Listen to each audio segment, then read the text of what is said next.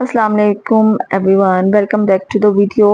तो इसका जो सेकंड पार्ट है गंधारा आर्ट का, दोबारा से शुरू करते हैं। इसको मैंने एक्सप्लेन किया। इसके ऊपर जो क्वेश्चन आ सकते हैं कि what is Gandhara civilisation in Pakistan history, और इसके अंदर मेन जो है ना, ये टेक्सला के रीजन की बात है। सारे उन्हीं, क्योंकि पेशावर, सवात और ये टेक्सला के रीजन्स में ही ये सारी गंधारा आर्ट पाई जाती है। तो Gandhara was what was Gandhara Gandhara was basically an ancient civilisation located in present-day northwestern Pakistan and northeastern Afghanistan, centered around the Peshawar and Swat valleys, flourishing from the first millennium to second millennium। ठीक है, यहाँ तक हमने पढ़ लिया था। अकैमिद empire भी पढ़े। अब एम्पायर्स कौन कौन सी हैं ये हमने देखना है। अच्छा, तो अब इसके बाद जो है ना, यहाँ पर जो मेन स्पिरिचुअल हार्टलैंड है वो बुद्धिज्म है। ठीक है, और ग्रेको बुद्धिस्ट आर्ट है। ग्रेको एक टाइप होती है आर्ट की, तो ग्रेको और बुद्धिस्ट आर्ट है यहाँ पे। अच्छा, की एम्पायर्स और रूलर्स क्या हैं इसके। Because of its strategic location among the ancient silk road, Gandhara change hands multiple times, absorbing diverse culture, political traditions. The primary empires that rule the region include Achaemenid Empire, ये जो था Persian, first integrated Gandhara into a vast organised empire linking it economically to the Middle East. अच्छा, इसने जो है ना, इसको link कर दिया था मिडल ईस्ट के साथ। ये पर्शिया के किंग ने किया था। पर्शिया का कौन सा किंग? साइरस। ठीक है, इसमें काफी सारी चीजें मिसिंग है, वो मैं आपको साथ साथ बताती जाऊंगी। फिर मैसेडोनियन एम्पायर आई थी, जो कि अलेक्जेंडर द ग्रेट, जिसको सिकंदर भी बोला जाता है, उसने रीजन को पता कर लिया था और इसने काफी सारे हेलेनिस्टिक ग्रीक इन्फ्लुएंसेस डाले थे।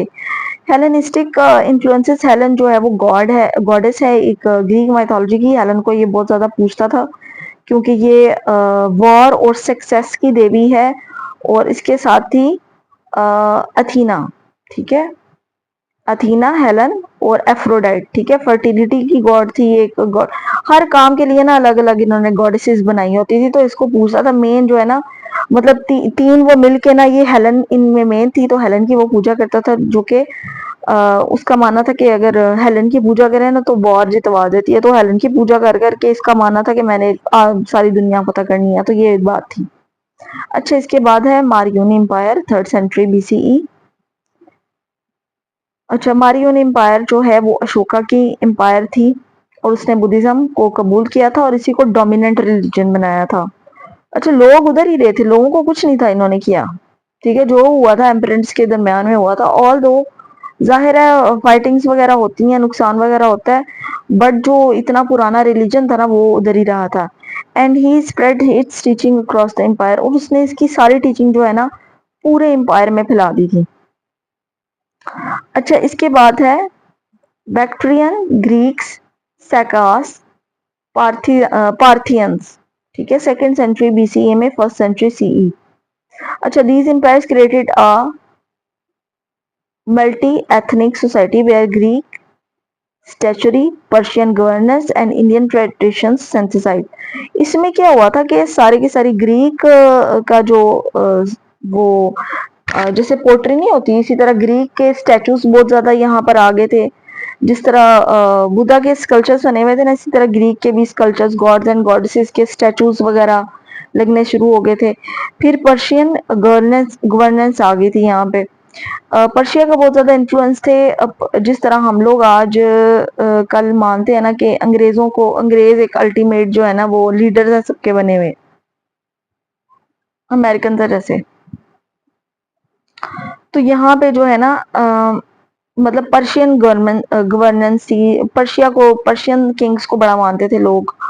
उसके बाद इंडियन ट्रेडिशंस थी, उनके साथ सिंथेसाइज हो गया हुआ था। तो ये आपस में मिक्स होके ना एक नया कल्चर बन गया हुआ था, कि सारी चीजों को लोगों ने अपने अंदर ऑब्जर्व कर लिया था। अच्छा, इसके बाद सबसे लास्ट है Kushan empire, 1st to 5th century. ठीक है, ये सबसे एडवांस्ड और लास्ट एम्पायर वहां पे देखी गई थी ना, ये वो कुशान एम्पायर है।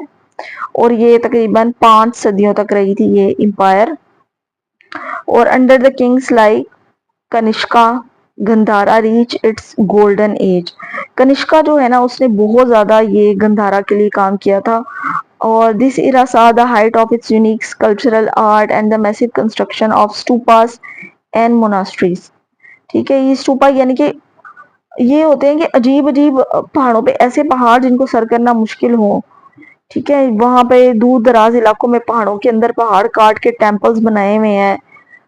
जहाँ पे मतलब जाने का सोच भी नहीं सकता, ऐसी-ऐसी जगहों पे उसने जो है ना कुषाण एम्पायर ने इस ऐसी-ऐसी जगहों पे जाके टेम्पल्स बनाए हुए थे। अच्छा तो ये थे वो अच्छा अब आप ये देखिए इसके कुषाण एम्पायर में सबसे ज़्यादा आर्किटेक्चर के अंदर काम हुआ था क्योंकि पहाड़ों को काट के आज भी आप अकल हैरान रह जाती है कि पहाड़ के अंदर जो है वो टेम्पल कैसे बना हुआ है। ठीक है, चाइनीज़ टेम्पल जो आप देखते हैं ना पहाड़ों की चोटियों पे, पानियों के ऊपर टेम्पल्स बने हुए ये सारे कुषाण एम्पायर ने बनाए थे। ऑल्दो कुछ अशोका ने भी बनाए थे लेकिन कुषाण एम्पायर ने सबसे ज़्यादा इसके अंदर जो है वो कंट्रीब्यूशन की थी। फिर उसके बाद जो हमारे पास प्रोमिनेंट रीजन आता है ना गंधारा आर्ट का क्योंकि उसके बाद डिवीजन हो गई थी। हमने आपको पता है कि बहुत ज़्यादा जो एरिया है ना पाकिस्तान का बहुत ज़्यादा एरिया वो हमने चाइना को गिफ्ट किया हुआ है। जैसे उरुमची और जो इसके जो सिल्क रोड के आगे काफ़ी सारे एरियाज़ पूरे का पूरा हमने एक सूबा उनको जो है ना चाइना के पास चला गया हुआ है। तो उसके अंदर ये सारी ये गंधारा आर्ट और ये सारी चीज़ें उधर चली गई हुई हैं, उधर काफ़ी इन्फ्लुएंस था बुद्धा का। तो ऑल्दो चाइनीज़ कहते हैं कि हम लोग जो है वो एथिस्ट हैं लेकिन है वो बुद्धिस्ट हैं, ठीक है? वो भी बुद्धा को मानते हैं। तो नेक्स्ट है हमारे पास Taxila and its regional influence. अब हमारे पास जो टेक्सिला आप कभी गए ना जिसको ओल्ड एज में तक्षशिला बोलते हैं, ठीक है? तक्षशिला के जितने भी किंग्स थे उन्होंने आगे से इन इस आर्ट को नुकसान नहीं पहुंचाया, अपने और टेम्पल्स बनवा लिए थे लेकिन और इसको मजीद नुकसान नहीं पहुंचाया। तो टेक्सिला और इसका रीजनल इन्फ्लुएंस क्या है? टेक्सिला आप ये जाए ना इस्लामाबाद से आगे तो तब आता है टेक्सिला, वहाँ पे टेक्सिला यूनिवर्सिटी भी है। तो आज भी वहाँ पर काफ़ी सारी चीज़ें प्रिजर्व की हुई हैं, बाकायदा उधर म्यूज़ियम बना हुआ है, वो बुद्धा के टेम्पल्स बने हुए हैं। तो वहाँ पर बुद्धा के डिफरेंट टेम्पल्स में जाके आवाज़ दें तो एक स्टैचू में आवाज़ दें तो दूसरे स्टैचू से आवाज़ आती है, बड़ी इंटरेस्टिंग उन्होंने चीज़ें बनाई हुई हैं। अच्छा ये कहाँ पर लोकेटेड है? Located on the Potohar plateau near modern day Islamabad Taxila, Takshashila भी बोलते हैं इसको।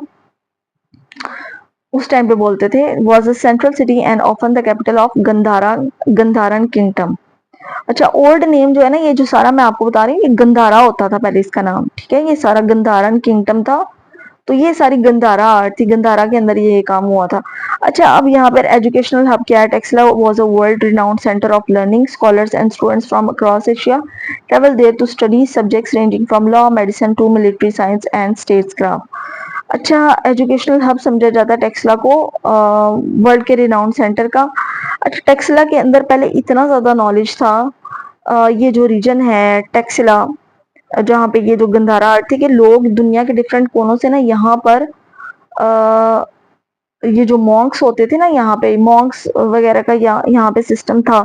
तिब्बत से लेके यहाँ तक मॉन्क्स का सिस्टम था तो वहां से एजुकेशन हासिल करने आते थे। फिर crossroads of culture, its geographic positioning made it melting pot where Persian, Greek, Central Asian and Indian ideas merge. फिर रिलीजियस सेंटर है, home to significant sites like Dharmarajika stupa which house holy relics of Buddha and the Joalian monastery. Texra was a vital in the spread of Buddhism into China, Korea and Japan. अच्छा टेक्सला से ही जो है वो spread हुआ था Buddhism China के अंदर, Korea के अंदर और जापान के अंदर। अच्छा अब यहाँ पर गंधारा के अंदर कौन कौन सी आर्ट आर्ट जो है ना वो हमें प्रिजर्व मिलती है। गंधारा आर्ट के ऊपर पूरे का पूरा ये जो फाइन आर्ट के स्टूडेंट है ना ये तो पूरा सब्जेक्ट लेते हैं गंधारा आर्ट के ऊपर, तो इतनी ज्यादा इसके अंदर आर्ट है। अच्छा इसके अंदर ग्रेको बुद्धिस्ट आर्ट है सबसे पहले। The most defining feature of Gandharan civilisation is its art which uniquely depicted the Buddha wearing togas with Hellenistic facial features, blending Eastern spirituality with Western classical realism. Urban architecture बिल्कुल शहरों में जैसे organised घर होते हैं बिल्कुल उस तरह से टेक्सिला के सिटीज हैं। Featured advance urban planning such as Sirkap reveal grid pattern streets, fortified walls and plumbing system. अच्छा उसकी local economy thrived on agriculture, wheat, sugarcane, fruits, robust trade along with the Silk Road भी उधर से ही जाती है। The population lived as a blend of farmers, tradesmen, monks and elite rulers. अभी भी वहाँ पे monks होते हैं। अच्छा, religious harmony है। While Buddhism was the state of religion for long periods, archaeological sites like the Jandial temple of in Taxila, Zoroastrian fire temple demonstrate a highly tolerant and multi-faith society. अच्छा जी, अब हम देखते हैं characteristics of Gandhara civilisation. ठीक है, इसके ऊपर भी क्वेश्चन आ सकते हैं, ये देखते हैं। इसके अंदर ग्रेको बुद्धिस्ट आर्ट हमने पढ़ लिया है, cultural syncretism, centres of learning. अच्छा, ये है क्या क्या था यहाँ पर, urban planning and architecture, linguistics influence.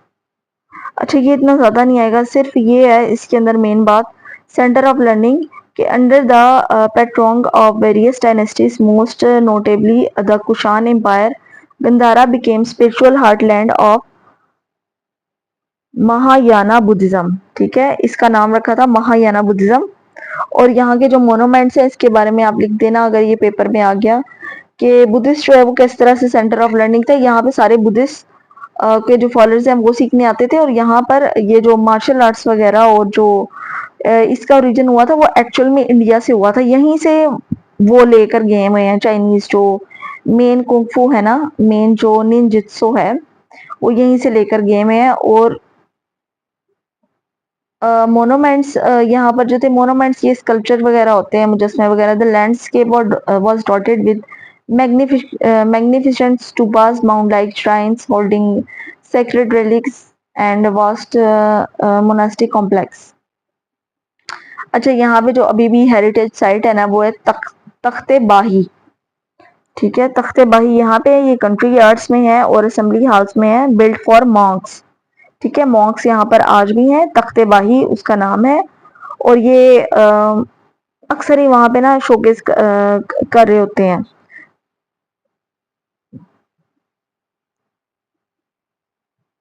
I hope आपको इसका काफी समझ में आ गया होगा, इतना लंबा नहीं लिखना, अगर आएगा तो इसके मेन मेन ये इसके अंदर जो इसकी जो एम्पायर्स है ना उनके बारे में है।